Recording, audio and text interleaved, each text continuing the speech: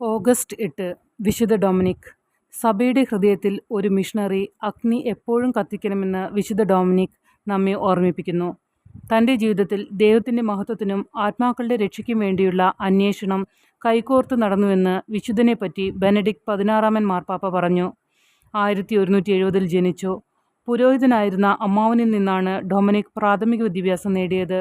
പൗരോഹിത്യം സ്വീകരിച്ചതിന് ശേഷം പ്രാദേശിക സഭാ നവീകരണങ്ങളിൽ പങ്കെടുത്തു. തീവ്രമായ പ്രാർത്ഥനയുടെ ജീവിതം പിന്തുടർന്നു. മതവിരുദ്ധതയുടെ വ്യാപനത്തെ ഭയന്ന ഡൊമിനിക് സത്യത്തെ പ്രോത്സാഹിപ്പിക്കുന്നതിനായി ഒരു മതക്രമം സ്ഥാപിക്കുന്നതിനെക്കുറിച്ച് ചിന്തിച്ചു.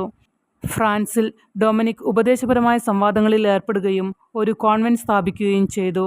1208 മുതൽ 1215 വരെ ആൽബിജെൻസിമാർക്കെതിരായ സൈനിക ശ്രമം തീവ്രമാക്കുന്ന സമയത്ത് അദ്ദേഹം തന്നെ പ്രസംഗ ദൗത്യം തുടർന്നു.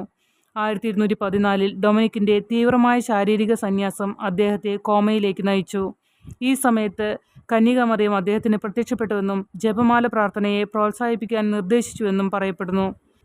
1215 ഒരു എക്യുമെനിക്കൽ കൗൺസിലിനായി ഡൊമിനിക് ടോളൂസിൻ്റെ ബിഷപ്പിനൊപ്പം റോമിലേക്ക് പോയി.